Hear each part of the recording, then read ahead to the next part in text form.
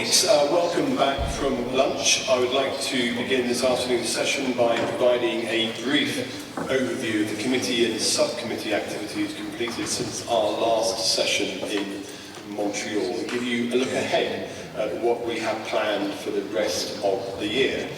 First, the Subcommittee on Transatlantic Defence and Security Cooperation visited the Republic of Moldova in March. There we learned about the NATO-Moldova relations, Russian attempts to destabilise the country's democratic path, and the Moldovan perspectives on Russia's war against Ukraine. Overall, it was a superlative visit engaging with key leaders and essential questions facing Moldova today. I would like to extend my thanks again to the Moldovan Parliament for hosting us. Next, DSC officers visited NATO's Security Assistance and Training for Ukraine Command in Wiesbaden, Germany. This was a joint visit with members of the Ukraine-NATO Inter-Parliamentary Committee and members of the Subcommittee on NATO Partnerships.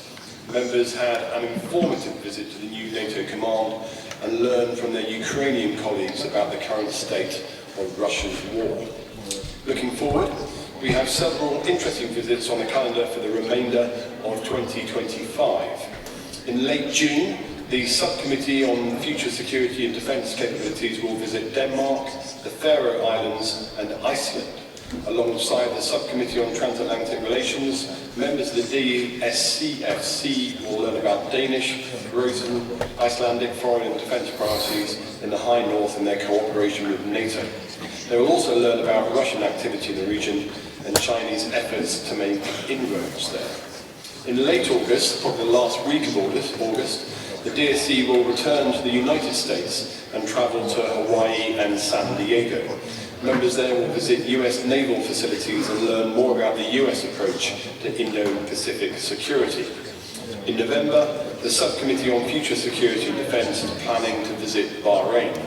The visit will focus on Bahrain's defence policy, cooperation with allies in the region, and its perspective on Gulf security dynamics. And finally, the Subcommittee on Transatlantic Defence and Security Cooperation plans to visit Poland and possibly Ukraine in October or November. The visit will focus on Poland's ongoing military modernisation programme, its key role in Eastern Flank security, and its humanitarian and military support for Ukraine. Are there any questions on the future programme? Firm dates will be published in due course. Yes. I just wanted to insist on come back on the visit of ENSATU and say how much it was of interest and how important it is to keep ENSATU running for a long period of time, whatever the result of possible negotiations. Indeed, I couldn't agree more, and thank you for the positive feedback. Any other comments before we move on to the reports? No? Okay, thank you. I'd now like to hand over to Rebecca Patterson, the DSC's General Rapporteur, to present the preliminary draft General Report on NATO's future Russia strategy. Rebecca, the floor is yours. Thank you, Mr. Chair. So, dear colleagues, I am very happy to be down here in Dayton with all of you. And I'd like to extend my thanks to the US delegation for putting together this excellent session. I don't think I've ever felt so safe, and I used to be in the military. Especially at a time when the transatlantic dialogue is more vital than ever, and our ability to come together and talk in safety is critical. So as such, we must consider this weekend an opportunity to let our organization demonstrate its invaluable role in strengthening the deep transatlantic bonds that unite us, and I'm pretty sure that it is going to. So with that said, I'm up here to present the preliminary draft report on NATO's future Russian policy. I feel we were very fortunate to have our speakers this morning because I believe it also set the stage for this report. This report ties directly into key alliance priorities. At the Washington summit last year, Allied leaders agreed to develop recommendations on NATO's strategic approach towards Russia. Clearly, this is a Euro-Atlantic security imperative, given Russia's decision to launch a brutal full-scale war of aggression in 2022. Despite the alliance's moves to implement a new baseline for deterrence and defense, particularly via the reinforcement of our eastern flank, NATO lacks a Russia strategy. A NATO strategy to counter Russia is clearly overdue. Without one, allies are forced to react to Russian initiatives. This indecisive and reactive positioning of the NATO alliance is not a durable posture for allies in today's security environment. This preliminary draft report is a contribution to that conversation.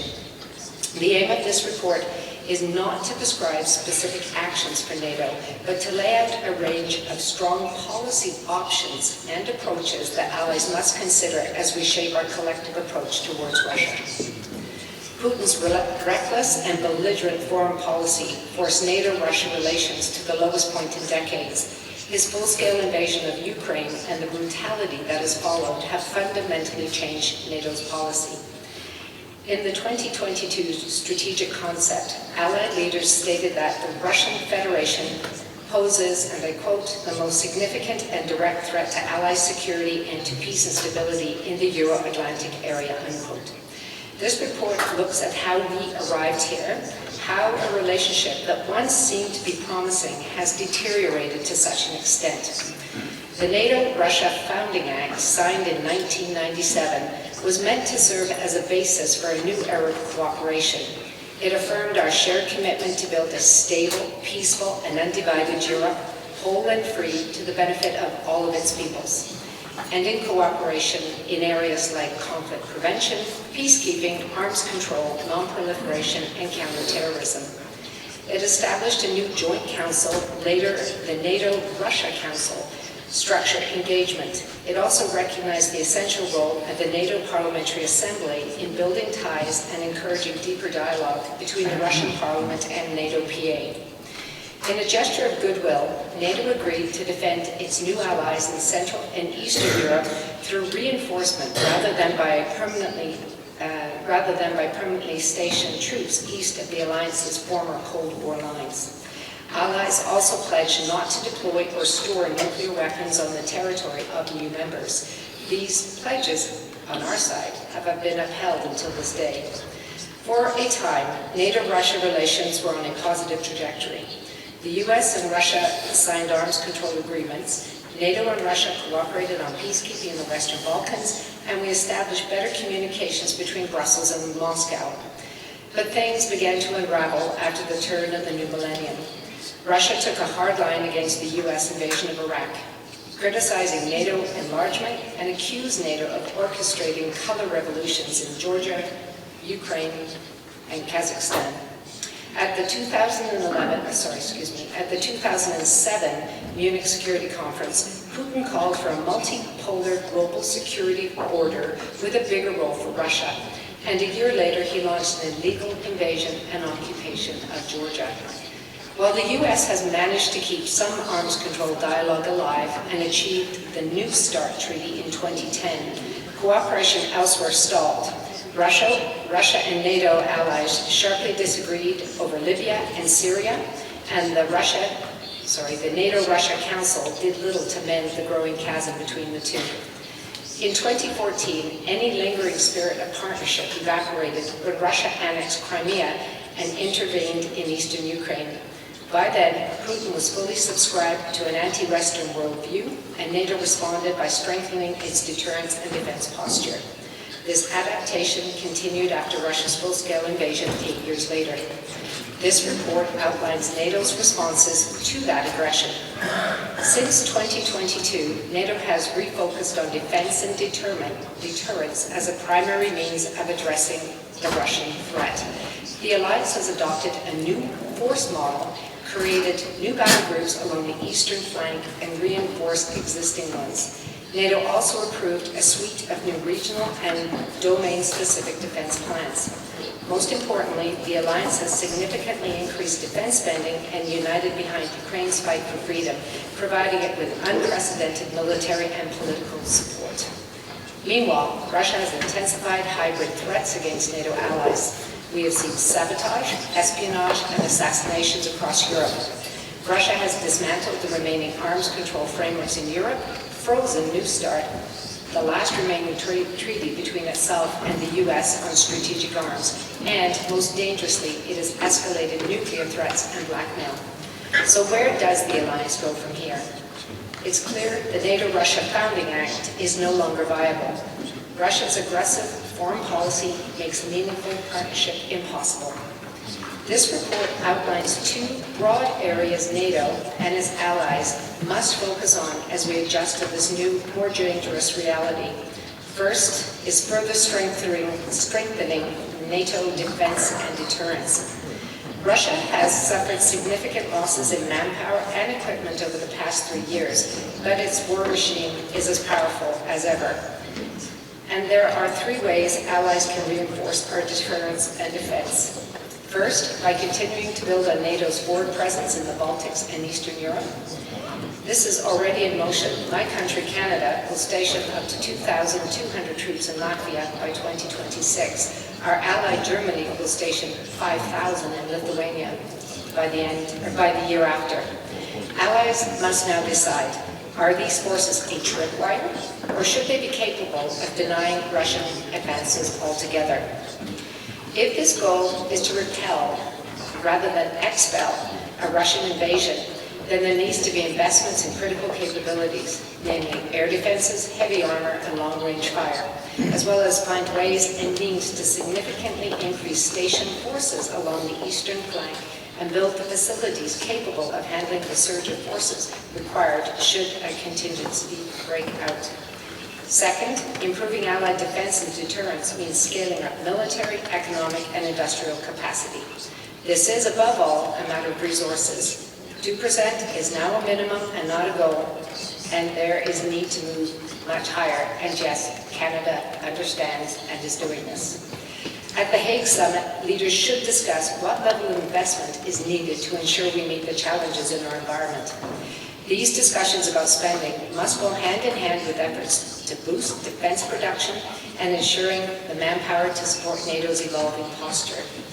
This report examines Allied conscription models, particularly those in Northern Europe, and it explores proposals such as a European rearmament bank, stressing the importance of including non-EU NATO members in every step of the process.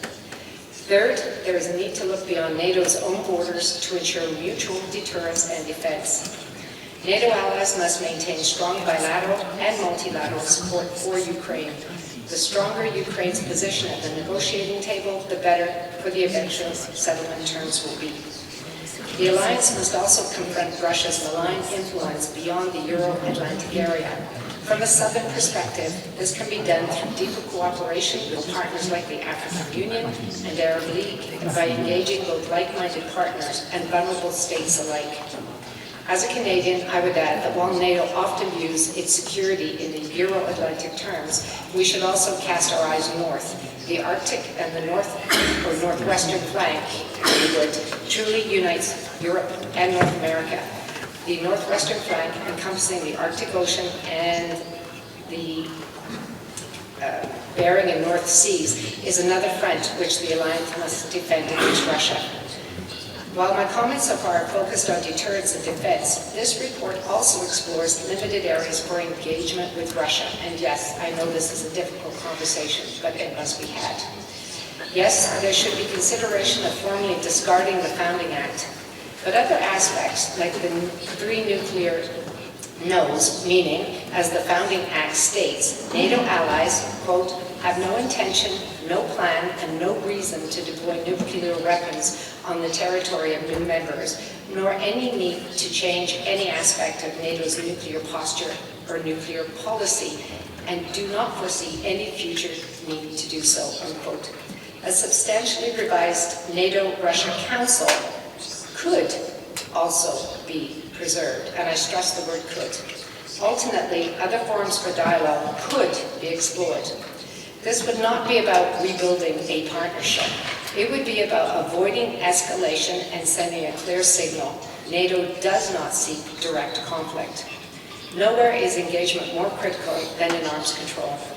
Russia's blatant violations make dialogue difficult, but with New START expiring next year, it's more important now than ever. The report outlines a range of options, from formal treaties to more flexible, unilateral approaches that allies can pursue to preserve strategic stability and avoid a very dangerous arms race. Colleagues, I thank you again for allowing me the time to discuss this report, and I look forward to your thoughts and questions. Rebecca, thank you for your presentation and your excellent draft report on a very timely and complex subject. I would now like to invite colleagues either to comment or ask questions. I'd like to take the opportunity to remind colleagues that comments will be fed into the review process over the summer and may be incorporated into the next draft version of the reports, which will be presented for adoption at the annual session in October. To keep things efficient, I am proposing to take all the comments at once, and then at the end, Rebecca will respond to give her a chance to collate those comments and questions. So, I currently have 4 requests to contribute, and we'll start with Rick Larson, please. Thank you for recognizing me, and Rebecca, thank you for the report. This morning we heard from General Clark and Charles Cochan. Both, although they disagreed on many things, both seem to agree that thinking through a strategy between NATO and Russia would either have to wait or at least be slowly walked into until after Ukraine is settled one way or the other. And I'm wondering if you've considered that point of view in your report, and if not, how should we consider that point of view? Thank you. Thank you very much for the question. And yes, that point of view has been taken because there is variation amongst various NATO partners in terms of how they wish to engage. One of the reasons we wrote the report in very subjunctive terms, could, should, would, is to make sure that there is a lot of flexibility as we move forward and make a policy recommendation.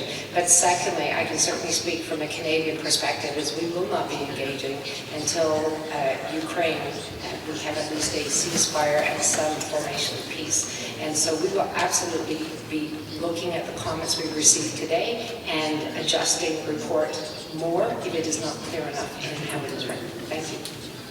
Thank you. Raymond Bergmanis from Latvia. Thank you very much, Rebecca, for your report. And of course, Chair said this is a draft version. Yeah. But anyway, we don't agree with the many far-reaching proposal made in this report on the renewal of cooperation with Russia. We see this from paragraph 68 to paragraph 70. We believe that the security situation has not changed. We see no justifications for restoring dialogue or for further finding space and opportunity to strengthen communication channels in Moscow between national leaders. Such a signal would create the wrong step toward revert to business as usual. Latvia considers that the NATO-Russia Founding Act is invalid because Russia violates its obligation to stay there politically, not in the context of the threat arising from Russia. There is currently no basis for restoring the NATO-Russia dialogue. And Congressman Larson mentioned, and we had the morning discussions in a panel about the strategy or policy. And my question is, this is policy or strategy? Thank you. Okay, next, we'll come back. You'll have an answer shortly. Solomia Bobrovska from Ukraine. Yes, thank you to my Latvian friend. This was always the question was the same, because to return to the business as usual and to conversation as it used to be very usual before 2014, for example, 2022 especially. That's something we have, from Ukrainian perspective, I really believe from all our allies' perspective, absolutely nonsense, because it's not enough to have even the ceasefire. Russia has to be punished, because they are always back with a twice or 3 times more force and act again. And my worry, and one more question, political strategy or policy about the possibility of Arctic alliance, especially between Canada and Russia? Don't you think it is more threat than possibility for you to act with Russia? Thank you. Okay, so we're just going to run through the comments and questions, and then there will be a response. So next, it's Cheryl Gunn from Canada. Thank you, Mr. Chairman. So when the Senator was listing off the different pieces of equipment needed on the front line in Latvia by the brigade there, was she making a recommendation that that's what they need? And was that implying that is what our soldiers there need, but do not presently have? And if she could also expand on the meaning of her use of the word tripwire, because while she is military, not everyone who reads this report is going to understand the full ramifications of that word. Thank you. Okay, and finally, Mr. Orsini from Italy.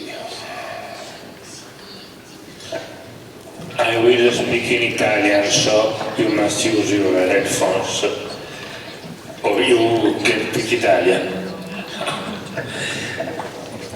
E buongiorno, volevo ringraziare la nostra relatrice per l'eccellente lavoro svolto, per l'ottima illustrazione. Solo una sottolineatura e in parte anche una domanda.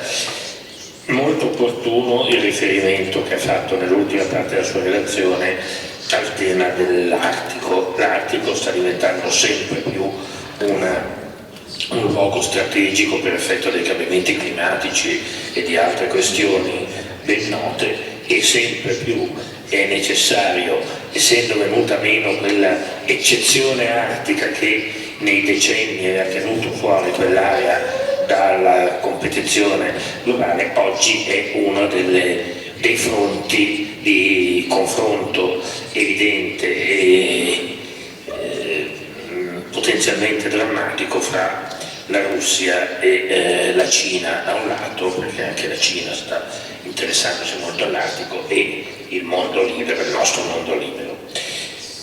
C'è però un'altra area della quale non ho sentito parlare, vorrei capire se è una scelta, se c'è una motivazione o se si può integrare in qualche modo, e che è il cosiddetto fianco sud, nel quale pure la presenza russa nel Mediterraneo, nel Nord Africa, nell'Africa subsahariana sta avendo un'evoluzione estremamente preoccupante, sia in termini di soft power che in termini di hard power, perché è ben noto quello che sta facendo la brigata Wagner e quant'altro nei paesi dell'Africa subsahariana, è ben noto quello che sta succedendo in Libia anche nei giorni scorsi con il rafforzamento del generale Haftar supportato dalla Russia, eccetera.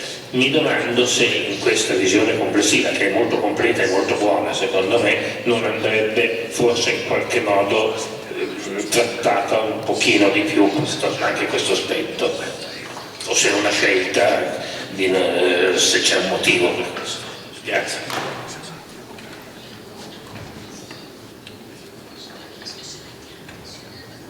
Thank you, Rebecca. Do you want to respond to some of those comments or questions? Absolutely.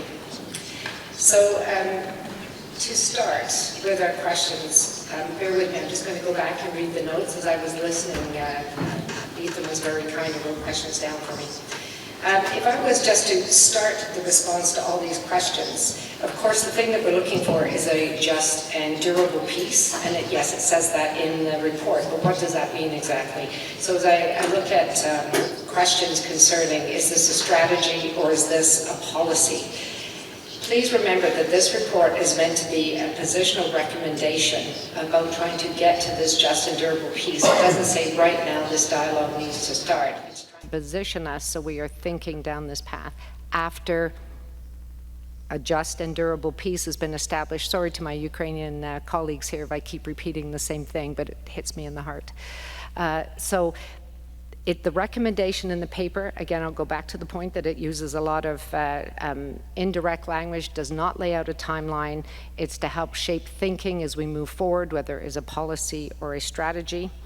And the one thing that I do need to highlight, because it's come up again about the NATO-Russia Founding Act, we have stated very clearly that this is obviously null and void because there's no adherence whatsoever. And yes, I'm sorry, he's very helpful. It's like reading a doctor's writing. I have a healthcare background. In the report, again, trying to get us thinking into the future so we are not continuing to react. At the 11th hour, as we try to come together, regardless of, I think we had a comment yesterday about the number of elections that keep going on and personnel within NATO. That gets us thinking forward. However, there is a line in the sand, and that is that just and durable peace that we talked about, could, should, would. Going more into the type of agreement, we've also had a discussion on that, and this is not a relationship. This is transactional at best. As we move forward beyond that line in the sand of just and durable peace, the question is really about if we don't talk. Do we guarantee conflict? If we do figure out how to have some sort of transactional dialogue, does it help move us toward a sustainable peace? And that is a hypothetical question right now, but this is why the discussion now, as we move forward into the future, we need to be thinking about it. To our Ukrainian colleagues, and again, the report is focused on a stronger defense and deterrence, because one of the challenges we've had, and you've had to live this on a daily basis, is what we thought was deterrence was haphazard at best when we needed to provide support, and I think that was very well reflected this morning. And the next thing is your question, would it not be Canada who'd want to have dialogue with Russia? Oh no. I can tell you that Canada is a dedicated member, a founding partner of NATO, and we do this together. We do this as allies. I can tell you that Russia is incurring not only into our Arctic waters, but onto land now. And Canada, 1/4 of the second largest country on the face of this earth, is high north and Arctic, and of a population of about 150,000 people with about 4 time zones in it. So as you said, yes, we must invest, but dialogue without us together will not happen. So I want to be really comfortable in that space. I'm going back to Ms. Gallant. Oh, I'm sorry. No, it's fine. That's for Gallant. Oh, sorry. So for Ms. Gallant, my colleague, one of the comments in the report is about tripwire versus a deterrence. I'm sorry, apparently I need more coffee. She has asked what, just to make Sorry, make please clear what excuse me. tripwire means. Right. And what we mean by deterrence. And this is when, of course, Canada has a very close relationship with Latvia. And most times when we talk about tripwire, it's just like turning on the alarm system as a force invades. What that means is it means people die. And as we are looking at it, to being an actual deterrence is not only strength of force and size, saying and doing what we mean, but also trying to expel. I think we mentioned that as well in the paper, is this is a conversation that when we talk about 2%, 5%, this is directly and inextricably linked to whether we use our NATO troops on the eastern flank as a tripwire or as an actual deterrence force. So this, again, I know we will be discussing this again, but what I would like to recommend is we also bring this back to the draft phase, and maybe we can expand on this a bit more to make it clear. I'm just going to read your second question here, Cheryl. That was all as part of the answer for sure. Okay, thank you. And I'm just going to go down to here. And to our colleagues from Italy, and my Italian is not there, or very rusty, but anyway, your point about the southern flank of NATO and the building threat from Russian presence to the south is very well brought forward and a good suggestion. Please, may we bring it back to the table for further consideration. Okay, thank you. Okay, thank you. I think actually we just have one more comment. Sir, you've confused me because you're not where I thought you were going to be, but sir. Yes. My name is Carmelo. I'm from Malta. That's why the name tag is over there. So thank you. That's your name. Thank you very much. Some observations. I think in the current scenario, this discussion looks a bit bleak in the sense that we have, the invasion of Russia and Ukraine, and we still are trying to figure out how to deal with the situation, let alone how to build a relationship that, like any other relationship, should be based on trust. And I think trust is missing at the moment. Will I be correct to say that maybe we need to think beyond President Putin? Maybe we know how he thinks about NATO. Even the report, I think paragraph 20 mentions what he said in 2007, if I remember correctly. So at the moment, it seems that the current Russian president doesn't look so much favorable to have a relationship with NATO. But I think we need to talk about this because someday things will change eventually, or hopefully will change, and maybe the attitude will change as well. So how do you see the kind of relationship moving forward, hopefully when we settle the issue of Ukraine, what's happening there, maybe the lack of war, we will not call it peace, because then we have to build the kind of relationship moving forward, not only with NATO, but with the international community, I must say. So what are your thoughts about this? While I agree that irrespective of what's happening, some kind of contact, some kind of relationship, even informal relationship, should go on. Otherwise, if we cut some kind of discussion, some kind of, let's say, not cooperation, but to keep a dialogue going on. Otherwise, we'll not arrive to what we hope. There will be cooperation based on trust. Thank you. Well, sir, I think you hit the nail on the head. It's not just about individuals, it's about long-term relationships, but one of the fundamental challenges we face is the breaking down of the international rules-based order, which we have relied on for so long. So I would say that whilst the paper begins to address that, that's got to be key. It's less about individuals, it's more about statecraft and states being prepared to follow those fundamental rules which have governed international relations for the last 100 years. But I'm not sure if Rebecca wants to add something. Yes, I'll just piggyback off the back of that comment. I thank you for your comment. It provides another level of richness that might be worth a consideration, because, as I'd said earlier, this report is to try and take us beyond, well, beyond what? It's a just and sustainable peace in Ukraine, but it's also about beyond Putin, and we did hear that this morning. So thank you for your comment. I certainly will bounce off the back of the comments of Mr. Chair, but thank you for the comment. And I think that what we do need to do, and again I'm going to go back and reiterate a point, if we can position this report, regardless of how many elections each of our country has between now and whenever that happens, the post-Putin days, is trying to get us thinking now, even as we continue to change as time progresses, is going to be quite important. So with that to be said, thank you for the comment. That's a good piece of richness that we can certainly consider building into it.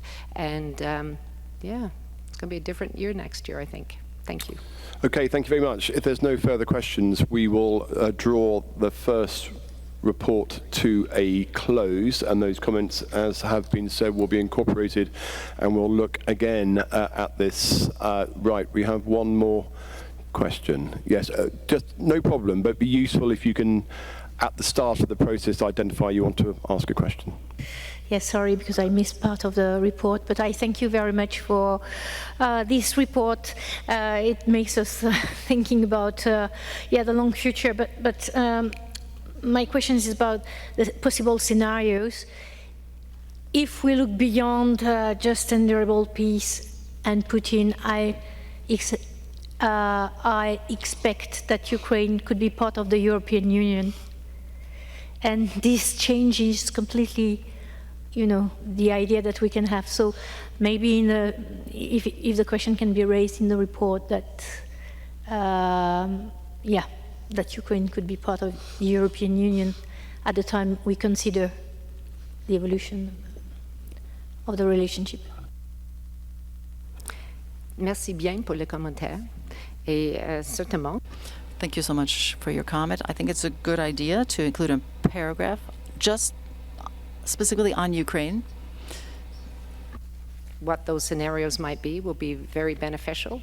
And I would also just like to add on to the back of your comment, the one thing is this will have a certain degree of, as we say, evergreenness to it. What we don't want to do is wait to start thinking on where we're going. So thank you for that. C'est très apprécié. Merci. Okay, thank you very much, and thank you very much, Rebecca. We'll move on to the next report.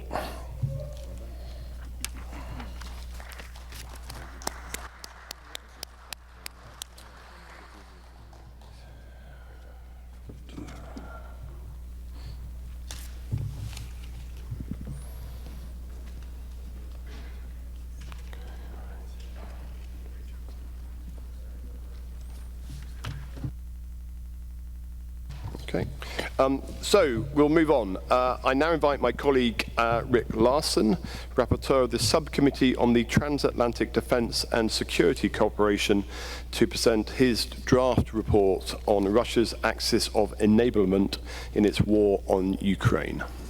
Rick, the floor is yours. Thank you, Mr. Chair. Good afternoon. I want to start by thanking the Defense Committee for this opportunity to present to you today. Thank you to all of our NATO PA colleagues here today for attending the conference, especially our jet-lagged European colleagues. The United States delegation is very proud to host this assembly for a session for the first time in over 20 years.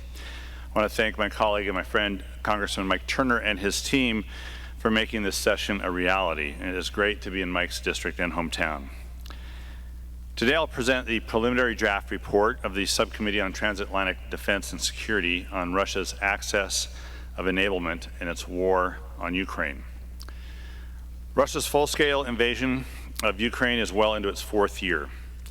Putin's war of aggression on Ukraine is characterized by unrelenting violence, destruction, and terror. When the invasion began and Russia immediately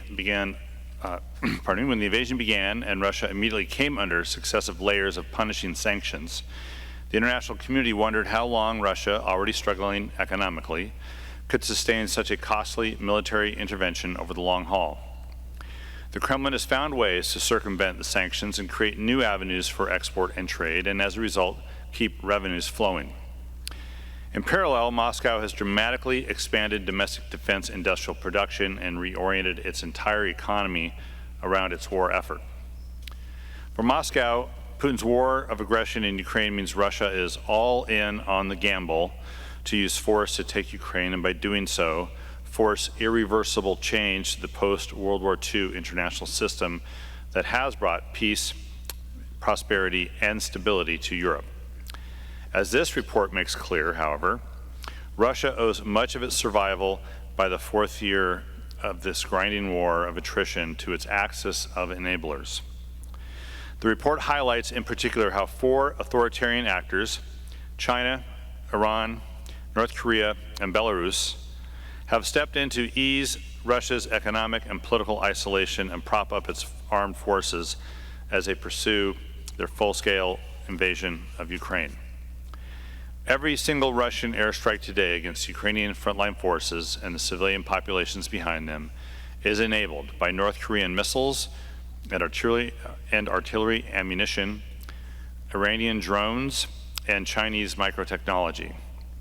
These countries form a counter-Western alignment that has come to the forefront of international attention since 2022. While these countries lack a coherent shared ideology, they are united by their determination to undermine Western influence, upend the existing rules-based international order, and help each other grow their power to achieve their regional agenda. This report makes clear they are not a formal alliance, but rather a loose coalition bound together by short-term interests.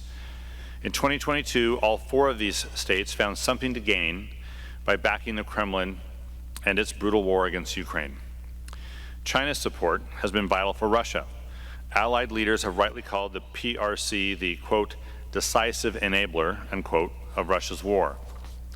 When Western sanctions threatened to sever Russia from the global economy, China stepped in to rescue it.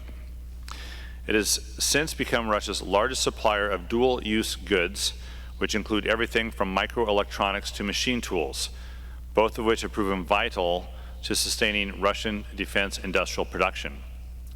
China has denied supply in Russia with lethal aid, but mounting evidence points to Chinese firms' creeping direct involvement. Last year, both the United States and the European Union sanctioned Chinese companies which they found to be doing business with Russia. China's support to Russia, however, is no act of charity.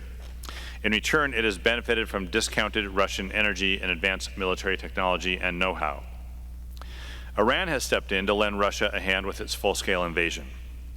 Russia imported at least 1,000 inexpensive but lethal Shahed drones from Iran, and the 2 countries have since set up a factory within Russia to manufacture the drones domestically. The Shahed, though unsophisticated, is an integral part of Russia's deadly and unrelenting assault on Ukrainian cities and infrastructure. In addition to drones, Iran has provided the Russian armed forces with short-range ballistic missiles, artillery shells, small arms ammunition, and more.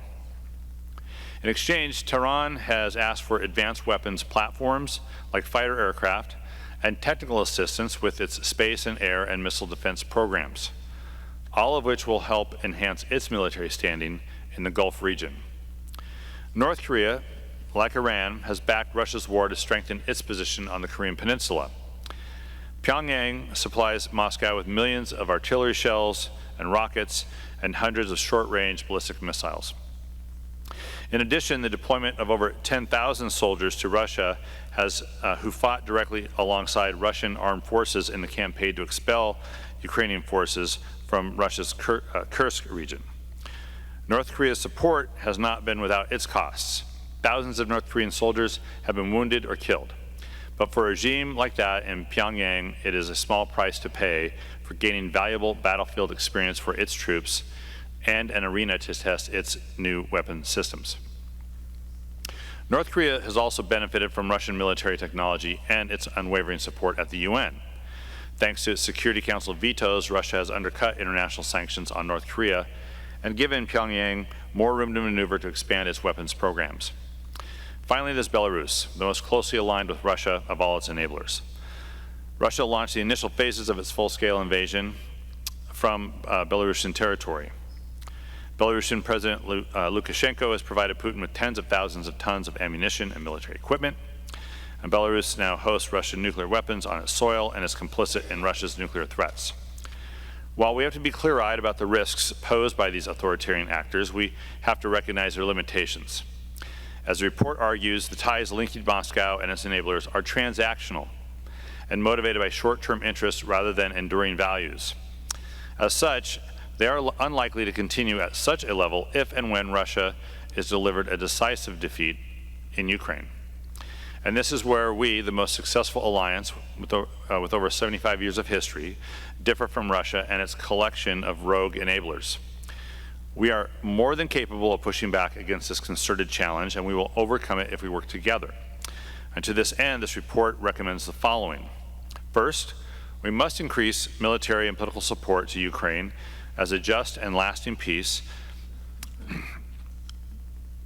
that will loosen ties between Russia and its partners and improve security across the globe.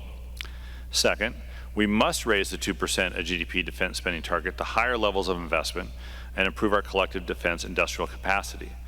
This will help meet our own defense needs in a shifting strategic landscape and will also help Ukraine as it battles for its freedom. Third, allies should develop strategies for managing escalation with one or more members of Russia's axis. This means, for example, outlining how NATO and allies would respond to simultaneous conflicts in Europe and in the Indo-Pacific. Fourth, There must be continued transatlantic dialogue about the balance of roles and responsibilities among all allies to guarantee a strong deterrence and defense posture. We all know that in this more dangerous world, European allies must do more to defend Europe, and we're already witnessing that. They are making significant strides to do so. Still, more can and will be done. We must have an ongoing, constructive conversation about burden sharing as this process unfolds. Fifth, allies should continue to strengthen cooperation with Indo-Pacific partners. No greater platform exists today than NATO to exchange views and develop solutions to cross-regional security challenges. We should find ways to boost military exchanges with our partners there and expand our defense industrial cooperation. Sixth, we need more robust cyber capabilities. We simply cannot allow Russia and its enablers to interfere in our democracies, economies, and militaries via their cyber attacks, disinformation campaigns, and other forms of cyber interference. Seventh, allies must exploit areas of daylight between Russia and its enablers. One way to do this would be to tighten sanctions on energy and dual-use goods and raise the costs associated with supporting Russia. We can also engage selectively with members of Russia's axis on arms control issues, for example, to show they're better off dealing with us than with Putin. Finally, allies should step up their engagement with third parties, particularly nations in Africa and Asia, to counter Russia's influence and prevent its enablers from expanding their reach. We cannot allow Russia to prevail and undermine the principles, norms, and values that we hold close. So I urge you to bring these issues to your national parliaments, and I urge national governments to take these recommendations on board as they move toward the upcoming summit in The Hague next month. Thank you for your attention, and I welcome your comments and questions. Thank you. We'll move to comments and questions. And first is Solomia Babarovska from Ukraine. And I'm sorry if I keep mispronouncing your name. Thank you. Thank you for your report with absolutely concrete things and explaining how much efforts all this access is putting actually to help to gain victory for Russia in Ukraine. You know, I just got the intel information that actually it's almost night, late evening in Ukraine, and we expect to have near 10 air ballistic missiles Kinjal, then more than 20 missiles, ballistic missile Caliber, and then probably 320 Shahed drones. Iran, it's by Russian production. And you know, every time, and even when we saw the Northern Korean troops in Kursk, they are actually pretty efficient. And they played with the optic fiber drones crucial role at the end when all this negotiation process started. And when I heard my friends from the front line air assault forces, they said Northern Korea plays one of the key roles. That was actually the quote. My question is, how do you think, why such kind of access they are winning? What should be Ukrainian with all our allies response, even to this night when we expect more than 360 combined attack? We know that we can attack them as all. We know that we can attack probably with American permission. Not probably, that's for sure, permission to attack with missiles, their refinery, oil refineries, their strategic military objects. But now what we're doing, we're just doing that, deep strikes, so-called, only with Ukrainian drones we're producing in Ukraine. What more Russia has to do finally to get the very, the proper response for them and finally to say stop for them? Thank you. Thank you for your question. First, yeah, I want to recognize the nearly, well, certainly daily headlines that I read back in my district, which is about 1,500 to 2,000 miles from here in Washington State. If we're reading it in Washington State, we're reading these headlines all over the country about the attacks, daily attacks, nightly attacks on Ukraine cities and on Ukraine citizens. And it requires action, requires more immediate action. As we move forward into next month's summit, I think outlining the specifics of what Ukraine needs in order to counter these particular attacks in terms of air defense is going to be critical. I do think the alliance does need a more immediate strategy against these against the axis of enablers. That isn't just NATO and friends, allies, and partners against Russia. It's NATO's friends, allies, and partners against Russia and its enablers. Different ways to, obviously, to do that, depending on the country. China is an especially interesting case, as it is tied economically to many of our countries, and therefore gives us some leverage in conversations with the Chinese. Also, the report mentions talking about arms control, and it's largely targeted at China, giving some of these countries other things to think about over the long term needs to be part of our strategy. I think the difficult answer on the short term is, how are we going to continue to provide military aid to Ukraine, aid to the government, economic aid to the government, and support. Obviously a difficult question right now in my country, and hopefully not as difficult question for some of you. But I'd entertain specific examples for the final report, although as noted in the previous report, situations, circumstances are changing daily and will change quite a bit between now and the October session. But I'll take examples as we move forward. Thank you. Rebecca Patterson, Canada. Thank you very much for this report. It's excellent. I love the way it's connecting NATO into Indo-Pacific. As I said earlier, as you know, Canada is also an Indo-Pacific nation, so I'd just like to recommend potentially a small amendment to paragraph 56 Delta, and it talks about preparing for such potential future contingencies requires a broader dialogue about roles and responsibilities for defense and deterrence amongst allies. And it says, to this end, European allies should have a constructive dialogue with the United States about burden sharing. So allies on both sides. So what I'd like to actually do is include Canada in there as well, because we also have interest in the Indo-Pacific. So if we can just do a little adaptation, that would be greatly appreciated. Thank you. Well, right now I'm looking for any opportunity to cooperate with Canada, so we could probably do that. We will always cooperate with Seattle. Mr. Orsini from Italy. Thank you. I will speak in Italian, so I suggest to use headphones. I wanted to thank Mr.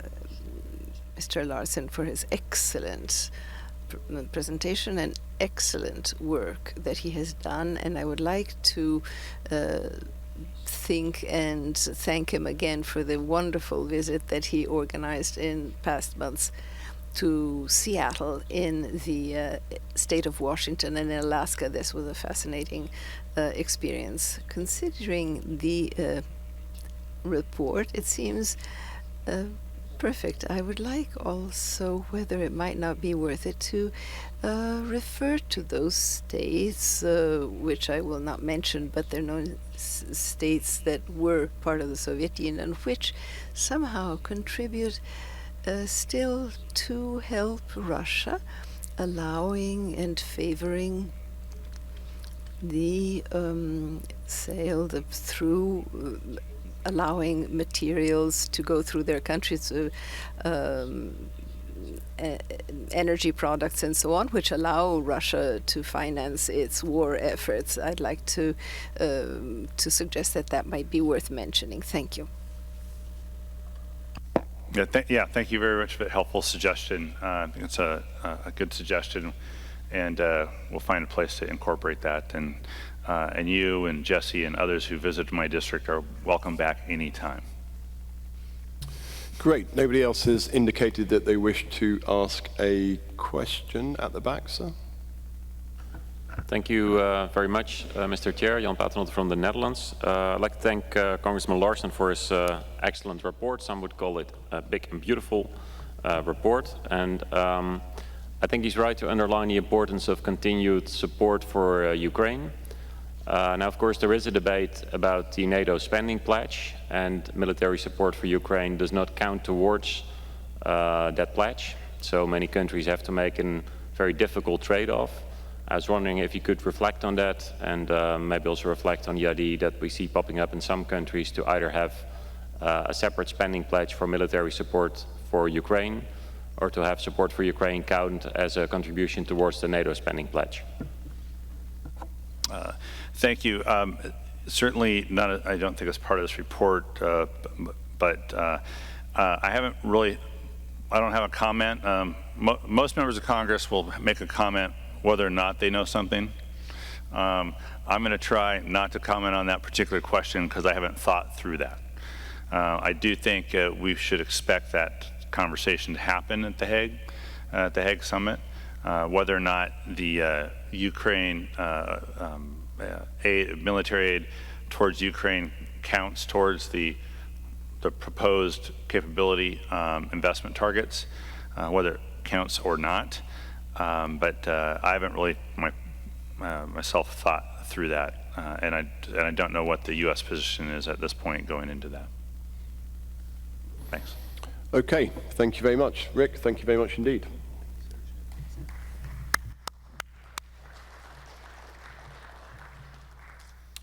Okay, next on our agenda is the presentation of the draft report by the Subcommittee on Future Security and Defence Capabilities, titled Allied Cooperation in the Indo-Pacific.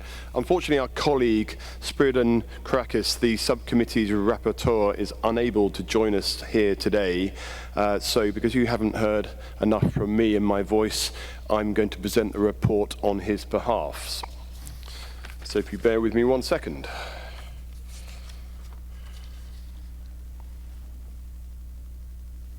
Dear colleagues, unfortunately, Spiridon Krakis was unable to attend the session. He sends along his regrets and looks forward to receiving your feedback, comments, and suggestions on his report.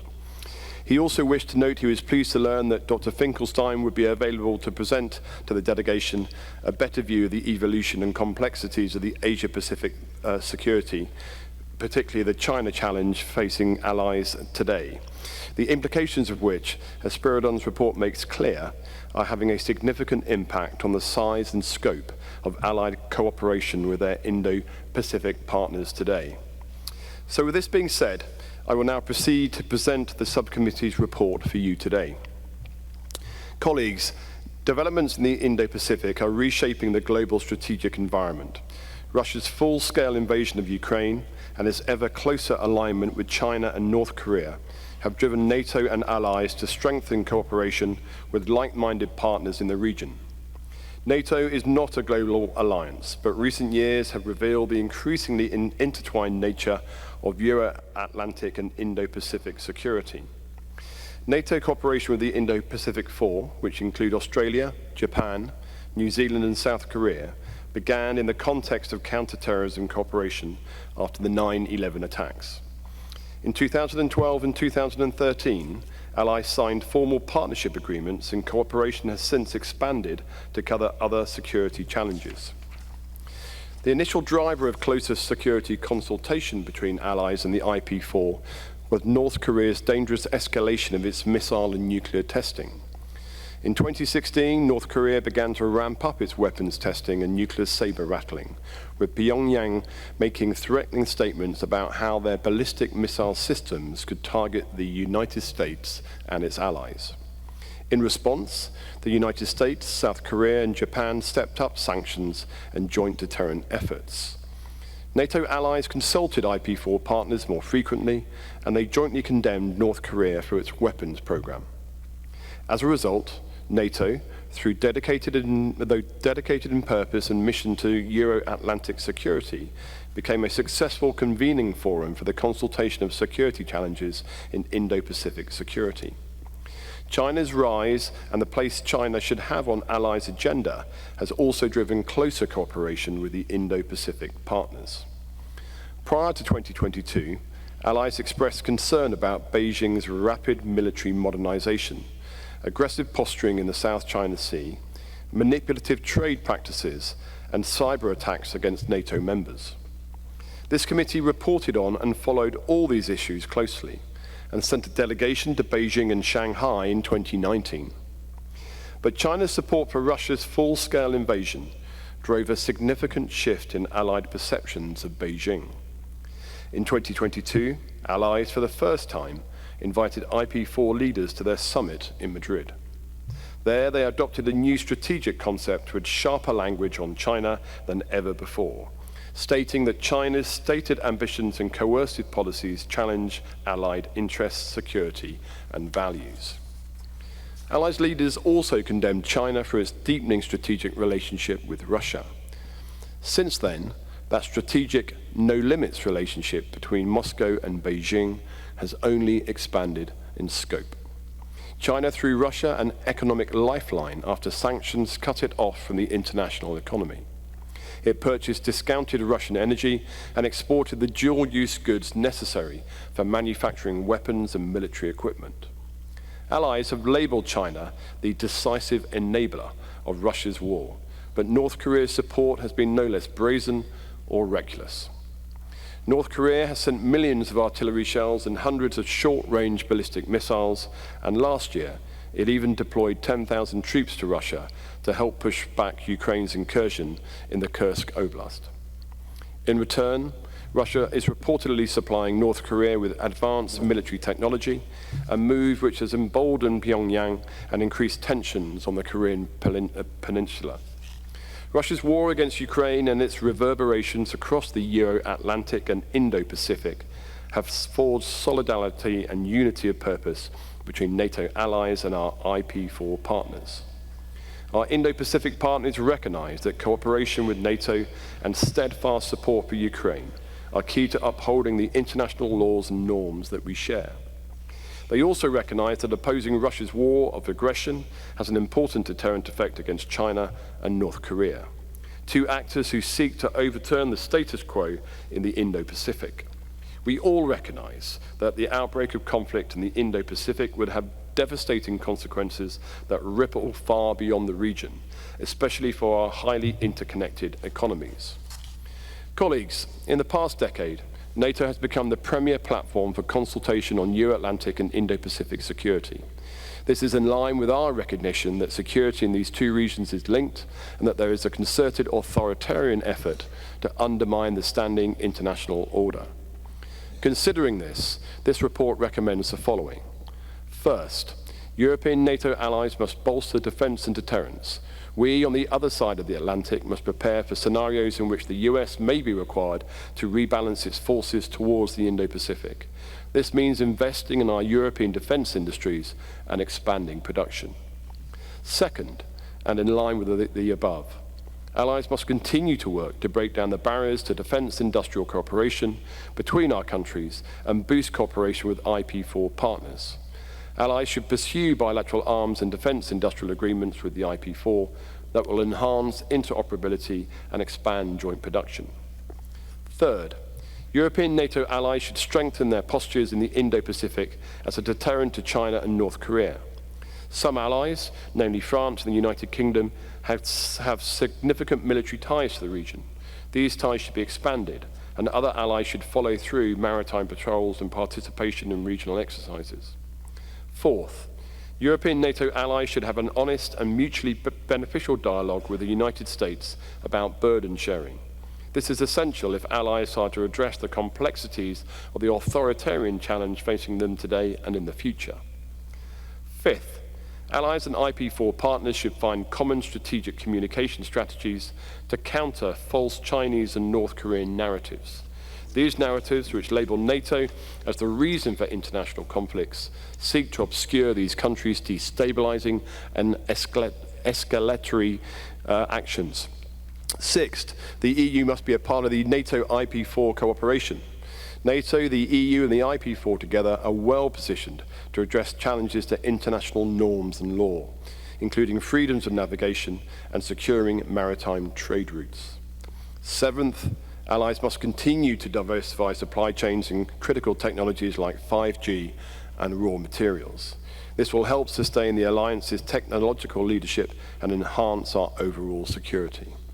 And finally, NATO allies and IP4 partners should cooperate on other global issues, namely climate change, arms control, hybrid threats, and developing norms for the use of emerging technologies.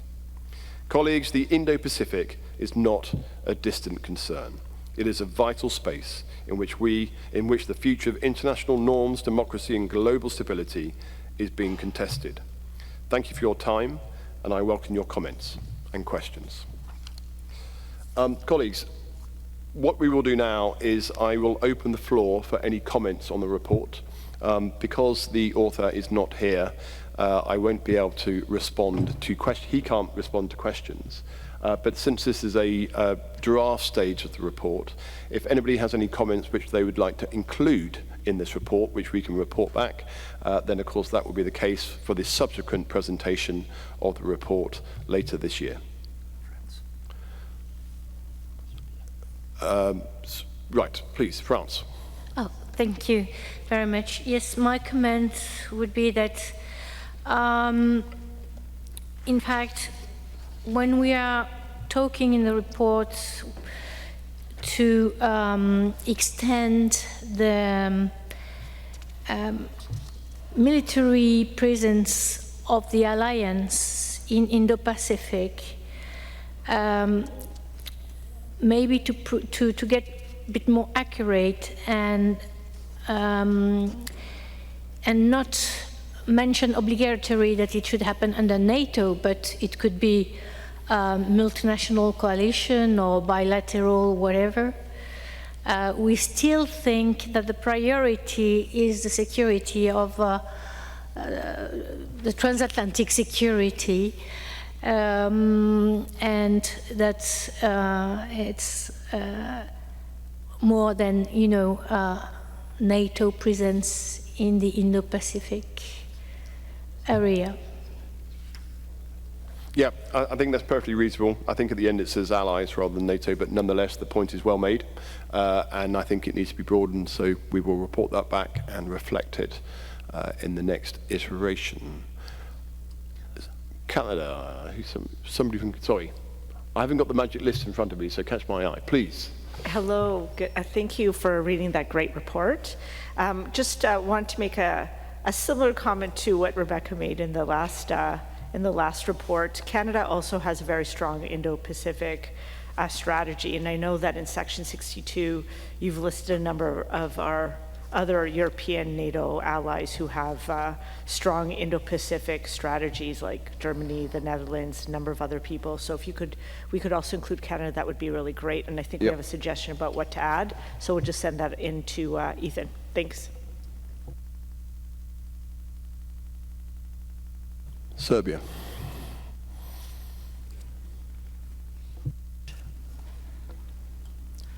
Thank you, Mr. Lord Lancaster.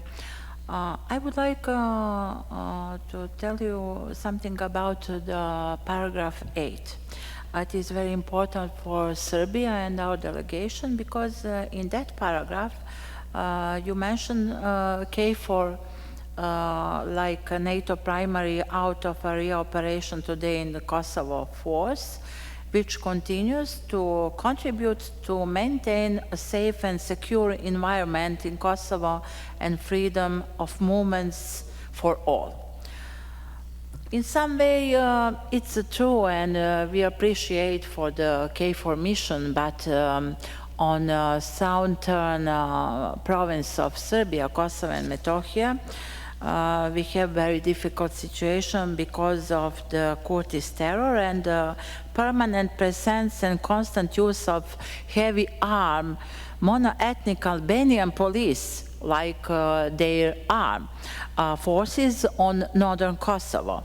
They operate according to the model of the classic punitive units, which are used against the Serbs outside of the law, and in Serbian communities they openly display extremist symbols of Greater Albania, prevent Serbs from moving freely. And it is some kind of humanity catastrophe, because when they, with heavy armed units, going to the Serbs, to the childs, to the people without any weapon, it's very difficult for the KFOR to take the action immediately. And it is very clear to know that the KFOR is the protecting force under the resolution 1244. But only KFOR can do it to save the people on southern province Kosovo and Metohija. Not any Kurdish army, not any heavy units like they doing to take the action out of the law and take the action to cleanings the Kosovo to stay without the Serbs. Thank you, Mr. Lancaster. Well, thank you. The report clearly is about the Indo-Pacific, not about the Western Balkans, though I appreciate that there is a fleeting reference to KFOR in it. And I would suggest, so as we do not distract from the principal thrust of the report, which is all about the Indo-Pacific, not the Western Balkans, that we find a form of words which will prevent us from doing that. Thank you. Any other comments? Mr. Orsini.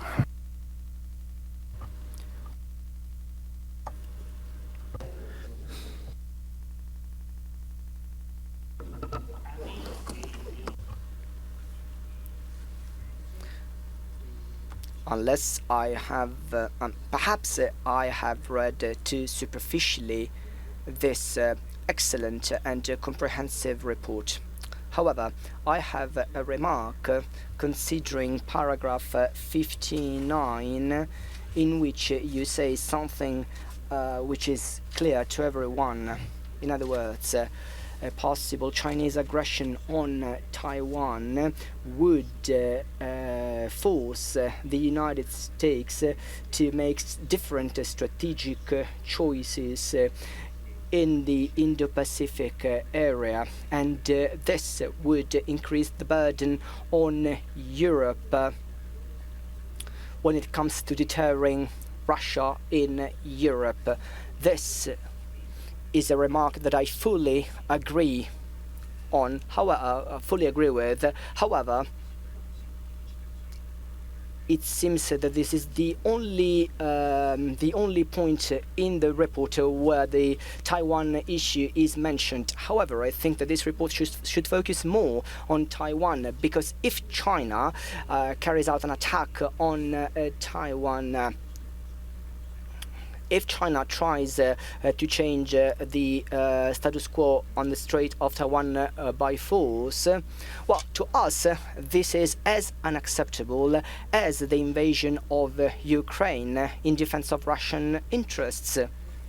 This would create gigantic problems from a practical point of view as well, because, as you well know, Taiwan plays a pivotal role in producing semiconductors and other essential products that are essential to our supply chains. So I think that the issue of Taiwan, not just when it comes to the change in priorities for the United States, but also as a whole, I think that this issue should be mentioned.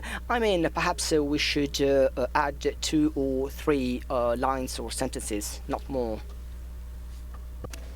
You are quite right, Mr. Orsini, in what you say about the importance of Taiwan. There's no doubt about that. I would draw your attention, though, to Section 9, which is paragraphs 53, 54, 55, 56, and 57, all of which talks about the issue.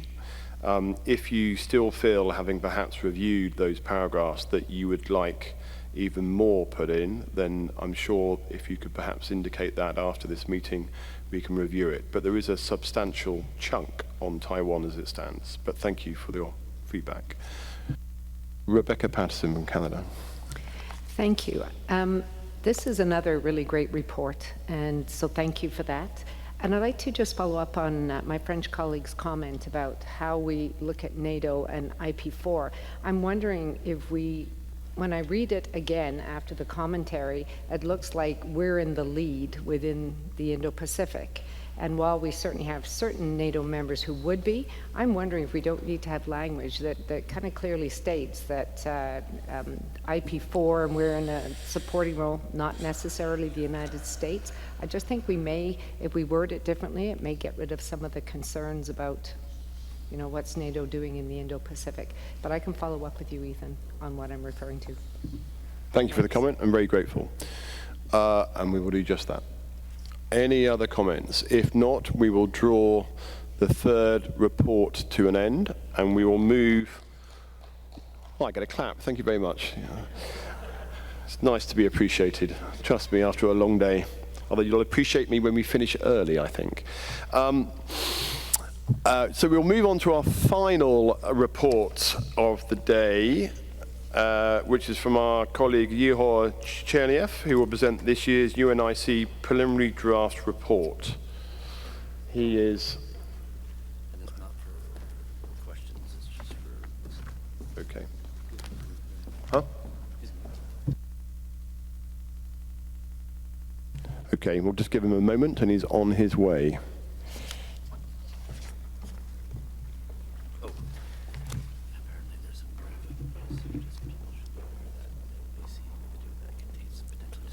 Okay, I've been asked to warn you that as part of the presentation of the report, there are some graphic images. So please be aware.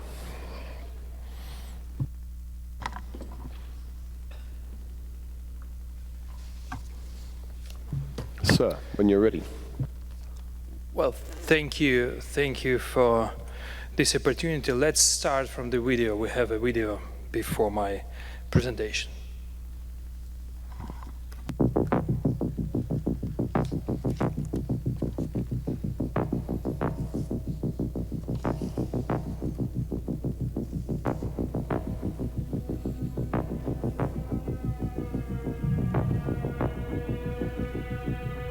Расхреначим все эти Нью-Йорки, Берлины, Лондоны, Парижи. Мы и Польшу поделим. Мы воюем со всем так называемым Западом. Но немецкая сволочь будет уничтожена! В состоянии полной готовности к гарантированному применению находятся стратегические ядерные силы. Уничтожить заказчиков, которые находятся в Киеве.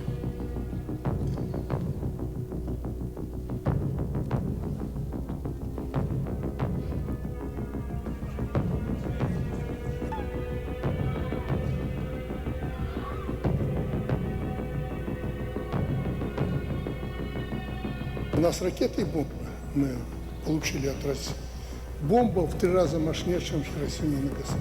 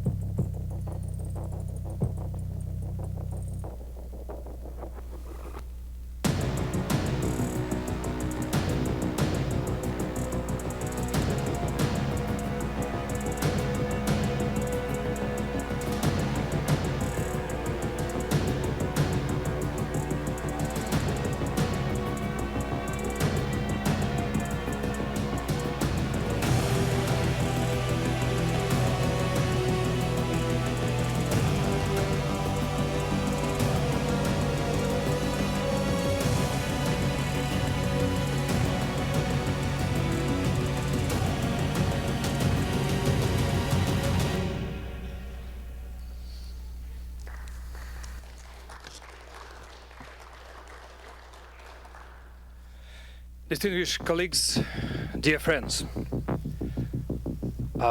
do we have a presentation?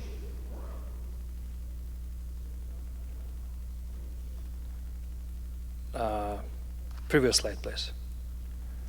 Yes.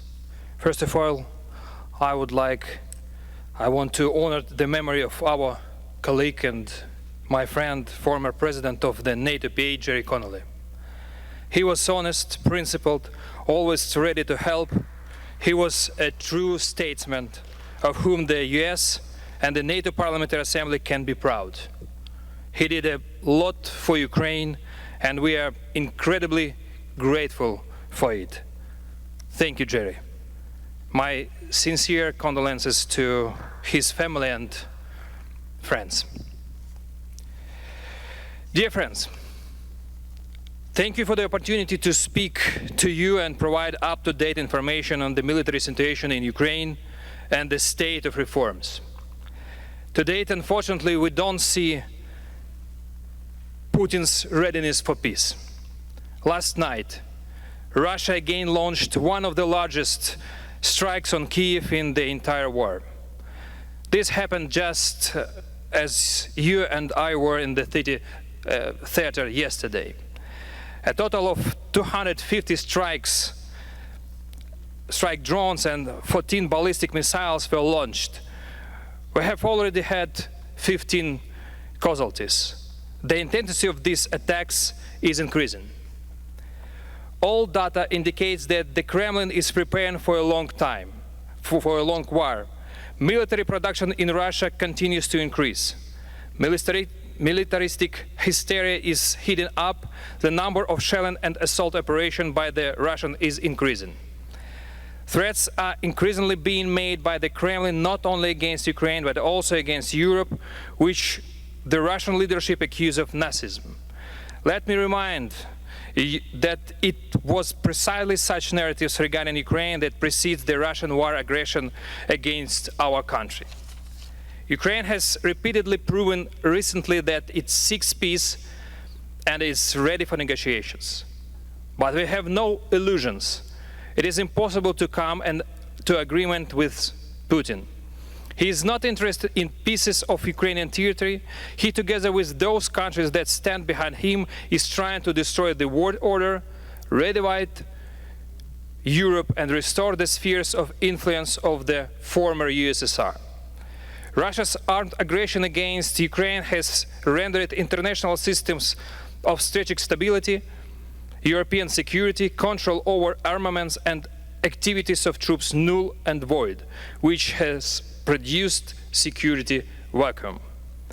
We can no longer appeal to the world order, to rules, to international treaties and conventions, and therefore, unfortunately for all of us, there is only one way out of this situation: peace through strength.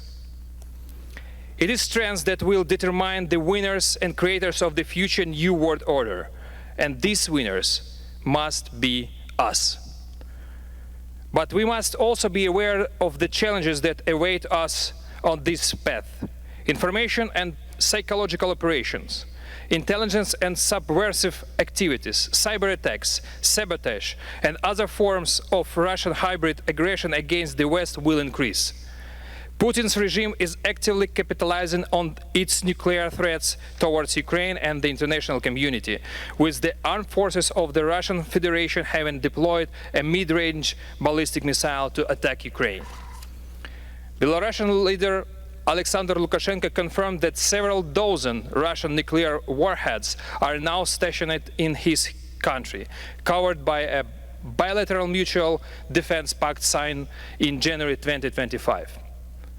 In December 2024, Russia also began deploying new Oreshnik intermediate-range ballistic missile to Belarus, integrating a regiment of 8 to 12 launchers less than 300 kilometers from NATO borders. At the same time, Russia is carrying out a large-scale military reform involving the reinforcement of troops along its western and northwestern strategic directions, the creation of new military districts, formations, and units. The total number of the Russian armed forces has increased to 2.39 million personnel, including 1.5 million active duty servicemen. The Russian military-industrial complex is ramping up the production of key types of weapon and military equipment, including high-precision missile systems, while continuously modernizing existing missile systems for more effective strikes deep into Ukrainian territory. The transition of Russia's defense industry to a wartime footing, along with the increase in military expenditures within the federal budget, confirms the Kremlin's intent to sustain high-intensity combat operation in Ukraine. All this preparation could, at any moment, result in limited or full-scale aggression against NATO countries in the Baltic region, and this would be a real challenge to the unity of NATO and the European Union and determine their future. Unfortunately, Russia is not acting alone. It has powerful and reliable allies who are also interested in weakening the West and building a new world order in its own interests. Russia receives political, military, and military technical assistance from China, Belarus, Iran, and North Korea. And dozens of countries participate in its economic schemes of circumventing sanctions. Russia's industrial base is replenished by an emerging axis of sanction evaders. Tehran has already delivered roughly 3,000 Shahid series drones, providing Moscow with a cheap strike option that is exhausted Ukraine's air defense.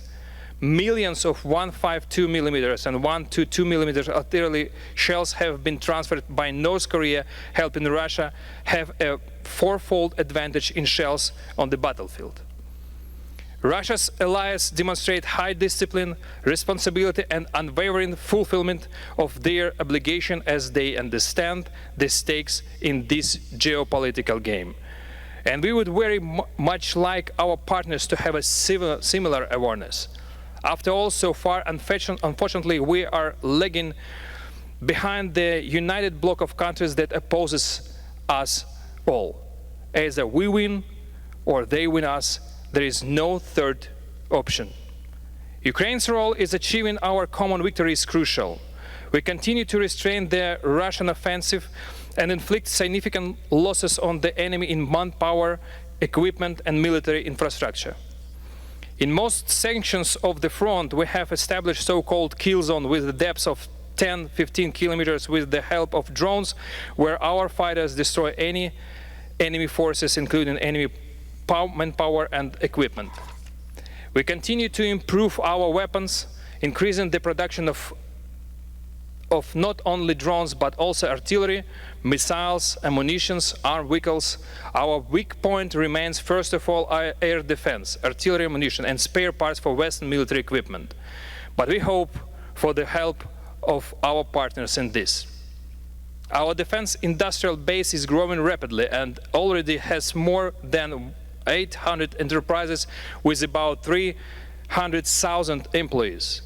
But we can achieve much better results. Domestic plants can turn out up to 32-35 billion in material in 2025, 7 times the 2023 figure, but only about half of that capacity is funded. Bridging the gap demands a shift from ad hoc donations toward predictable multi-year co-investment.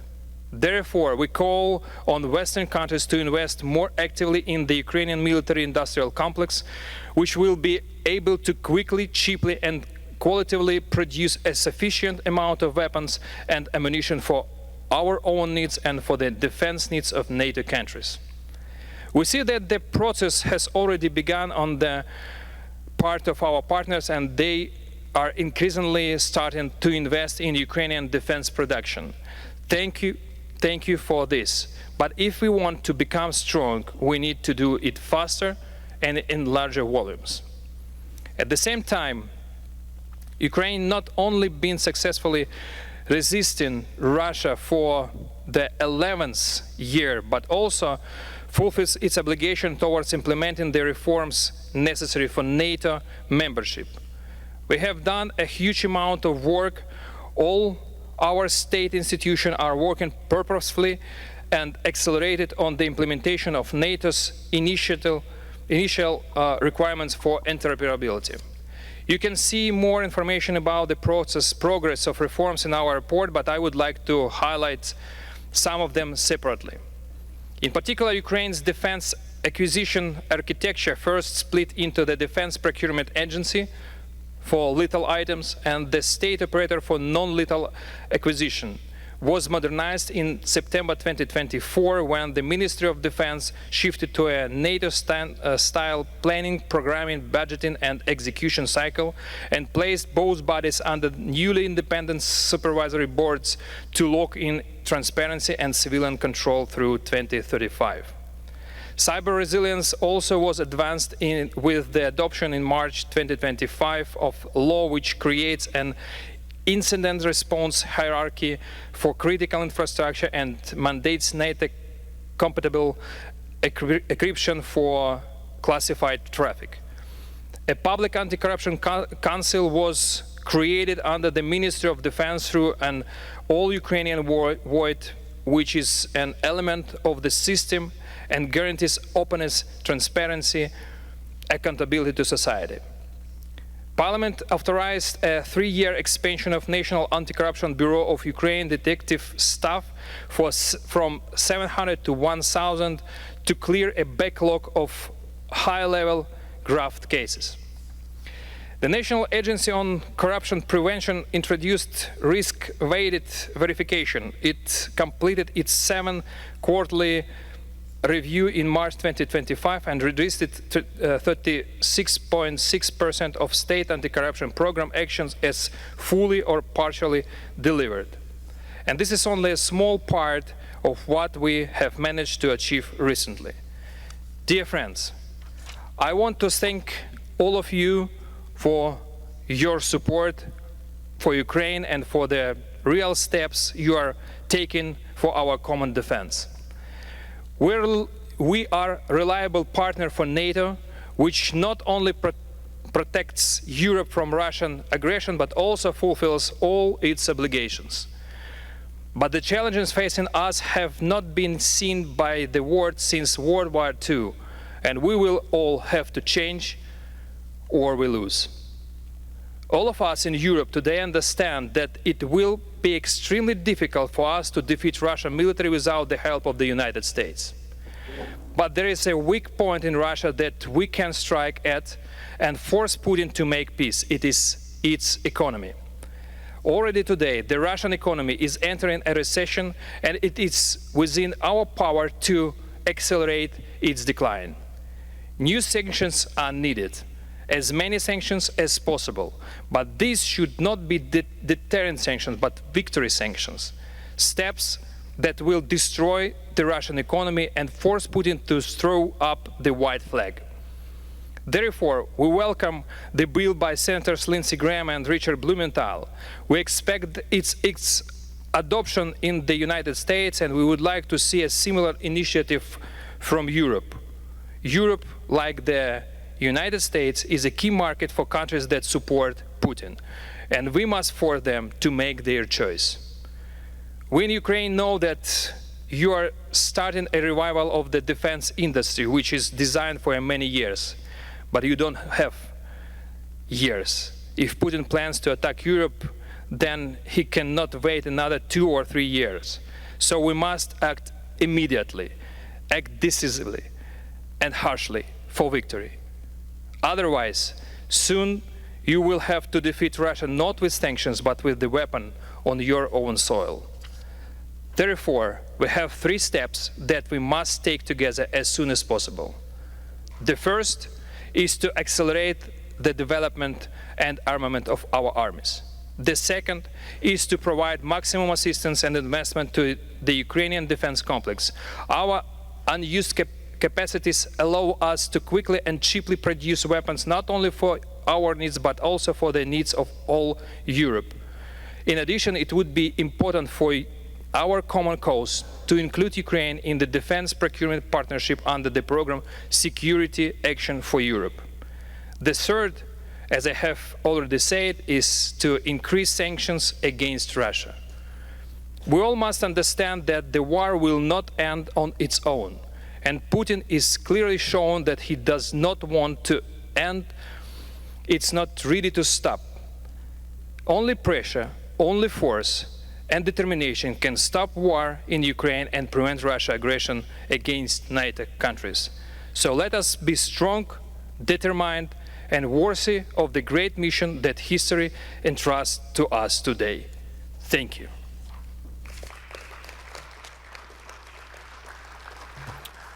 Thank you very much. Does anybody wish to ask a question or make a comment?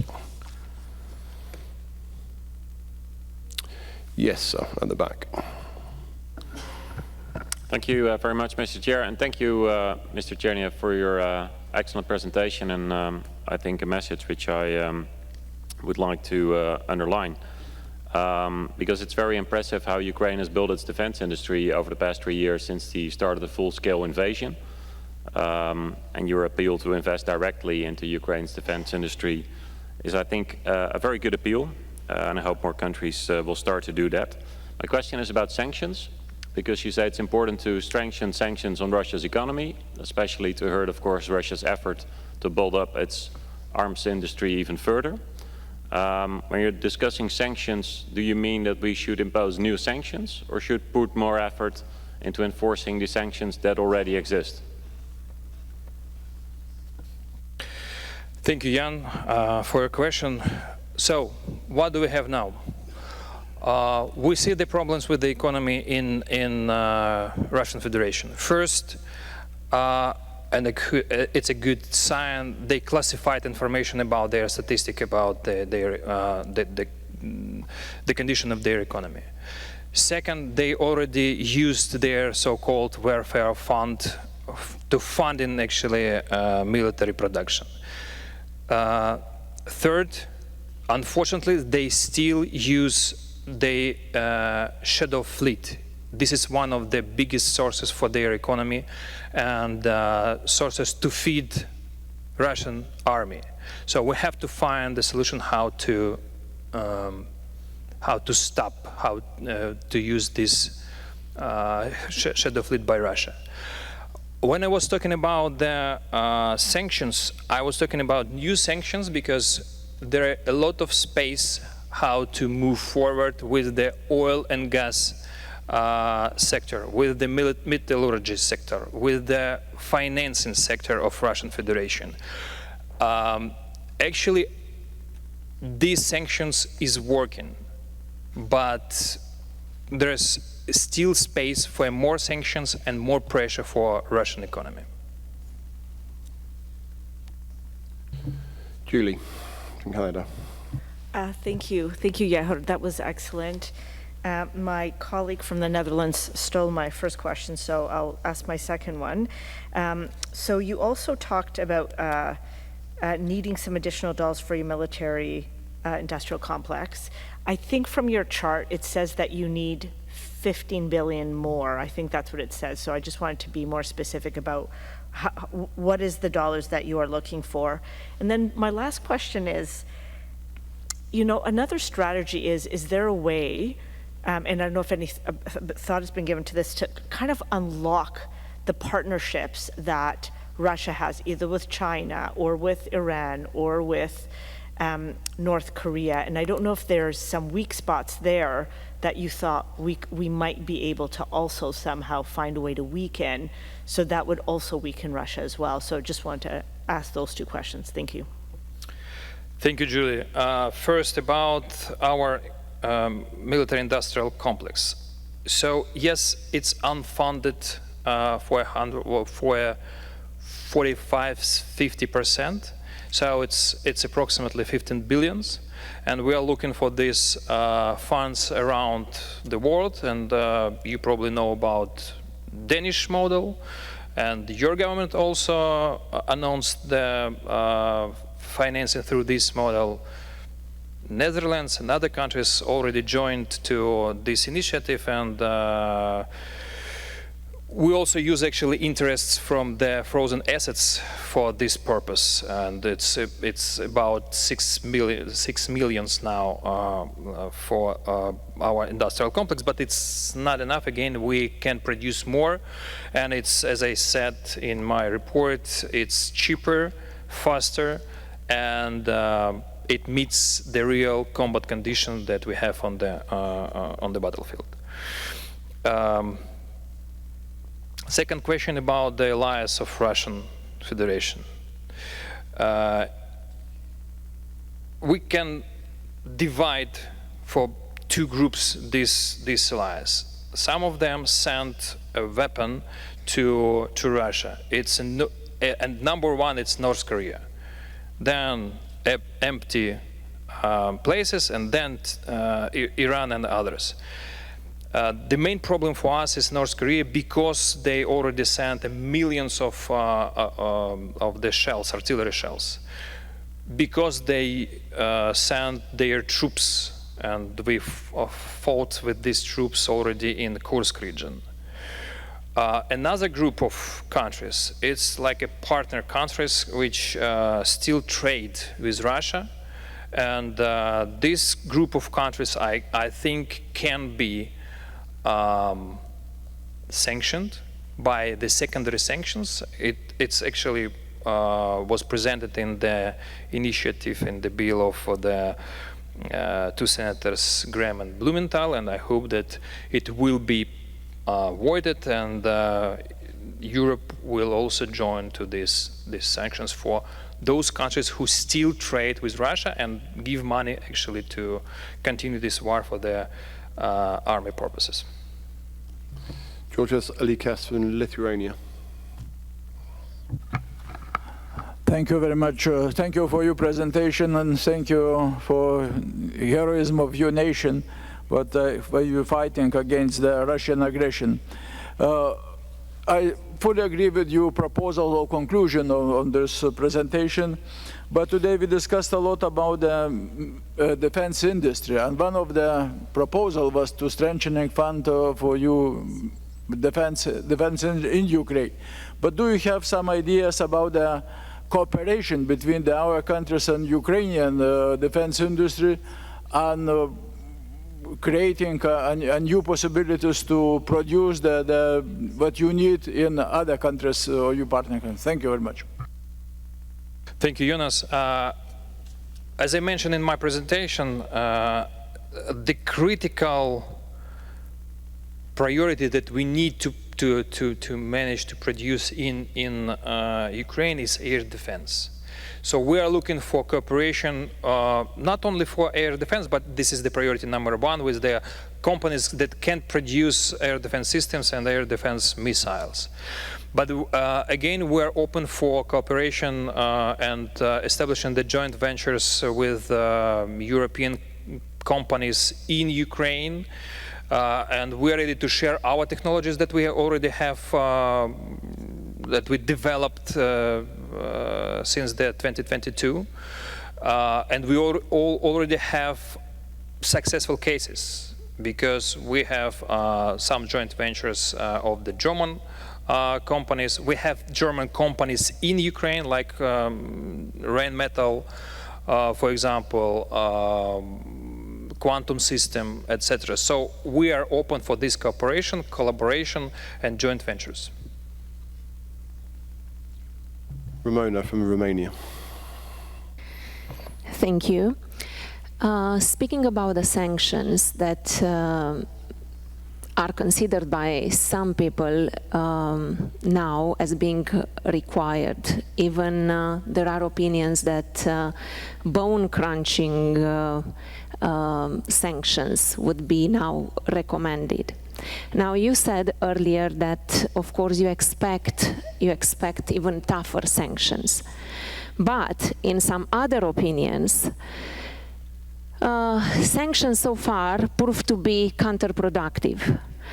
Like, there are important people saying, even representatives of the current administration in the US, they say that, unfortunately, looking at the entire history since 2014 and until now, we can't really say that the sanctions were effective. Even if we are talking about disconnecting Russia from the SWIFT, even if we are talking about freezing the reserves that were kept in the West, all the other measures proved to not bring exactly the economic collapse that was foreseen at that time. So in the morning, General Clark was telling us that actually he foresees a different solution, like building a Ukrainian military capacity very, very strong in Ukraine. And this could be the only solution. What do you think about this? And what do you think, you told us earlier about the sanctions, but don't you think that insisting on the sanctions, this could actually bring a different danger and a different challenge, that Russia could be even more determined to finalize the war through a military solution? So these are the two questions about the efficiency of the sanctions, and two, about the military capacity that we all need to support you to build in Ukraine so that you can really oppose Russia and Russia gets the strict and very strong signal that it's over. Thank you. Thank you for your question. I think one point doesn't exclude another point. And this is two additional tools which can force Russia to stop this war. I'm not agree with you that sanctions doesn't work. The problem is that the imposed sanctions in 2014 was too weak to stop Russia and to prevent this aggression. The fact is that the request number one from Russia now on the negotiations is to lift the sanctions. They can say that it doesn't harm their economy, but it's not true. And we see these results in their economy. That's why they are using their welfare fund. That's why they use not budget spendings to cover the spendings of military, because they use already the bank loans that will not be backed to these banks. They understand it. So I think that sanctions is working, but there is a time lag between the imposing the sanctions and the result of the sanctions. And I have no doubt that only one way what can stop Putin, this is the condition of his economy, when he will not be able to continue this war, to finance the army, to pay the salaries for their soldiers and to feed these soldiers. And that's why we're asking for strengthen sanctions against Russia. That's why actually they use the shadow fleet. This is the point, because if they could use the trade that they had before 2022, they didn't use the shadow fleet. So I believe in sanctions, and I see the results of these sanctions. And I agree that it's a good. I agree with Wesley Clark that it's a good way to help Ukraine, to arm Ukraine. And lastly, Camille Aydin from Turkey. Yes, thank you, Chair. Thank you very much for your successful presentation, which gives us a very good comparative picture of aggression on the one hand and very honorable defense of a nation on the other. in your presentation, in some part of it, you have given us some sort of figures, which is indicating the sharp increase in the defense industry and the military capability of Ukraine. Actually, as far as I noticed that, starting from zero level in 2020, when we come to the 2024, at least 35% increase. So would you give us a bit detail, how did you manage in these two terms, this sharp increase? Thank you. Thank you, Camille. The recipe of the success is simple, the war. Because when you are in the war, you try to be as much effective as you can. So yes, in 2022 we had a capacity about $1 billion of the whole Ukrainian market. We produced some tanks, some armed vehicles, but and some missiles. Now we can produce almost everything that we use on the battlefield, except the air defense, air jets. And we actually now cover by our own production 40% of the needs on the battlefield. 40%.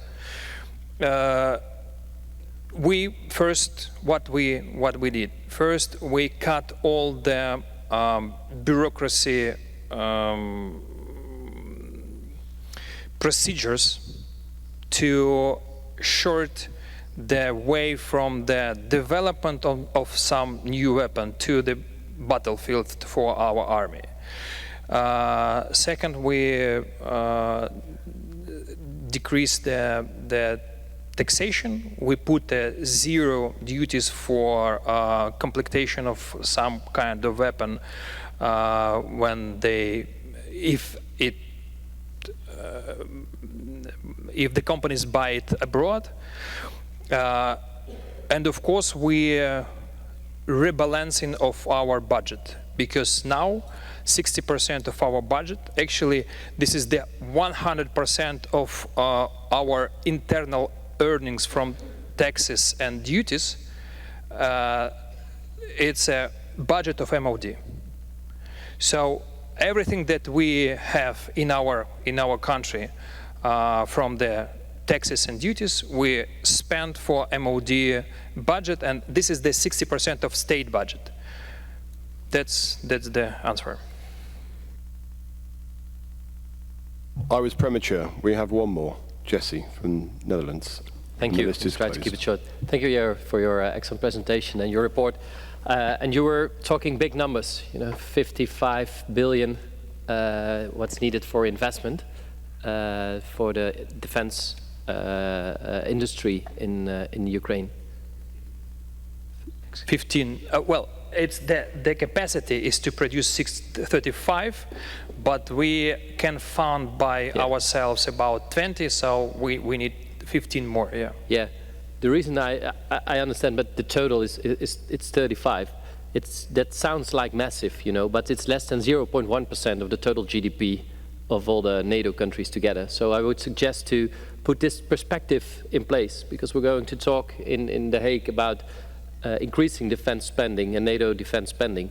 But adding just a little bit of this spending into Ukraine could help us tremendously, not only in Ukraine winning the war, but also helping us to get a better understanding how the weapons work over there. It will help NATO allies to get a better understanding, and also to help our own the build-up of our own army. So I would like to suggest to give a perspective. It looks so much, but if you look at it in a broader perspective, it's very little investment when you compare it with the total GDP. Thank you. Well, thank you. Yes, you're right, and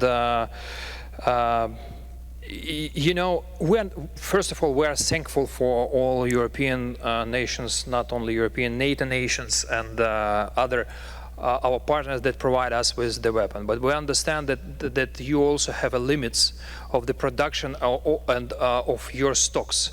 That's why we show the way how to help Ukraine faster and easier. And of course, it's uncomparable with the capacity, economic, financial capacity of the European Union.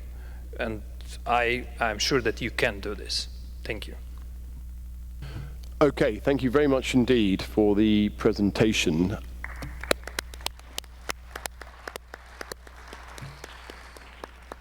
Right, colleagues, that brings today to a conclusion. Before you pack up, though, I just have two admin points, if I may.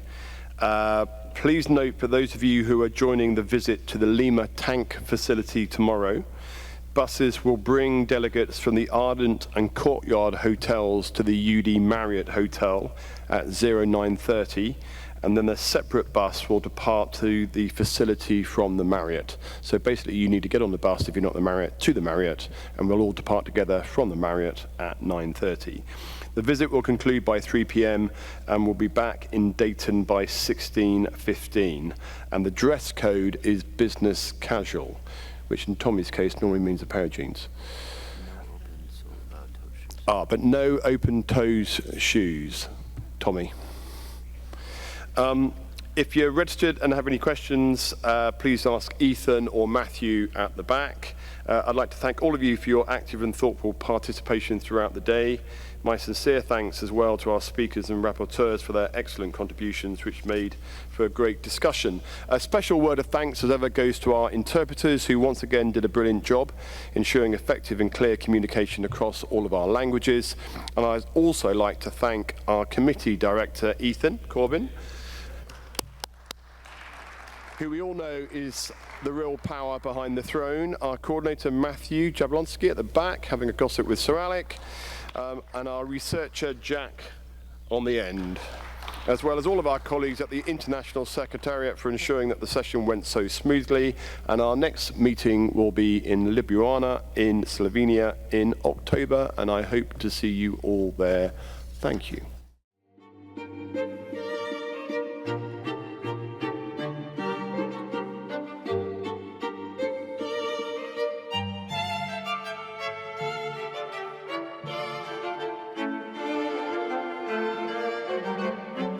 Thank you.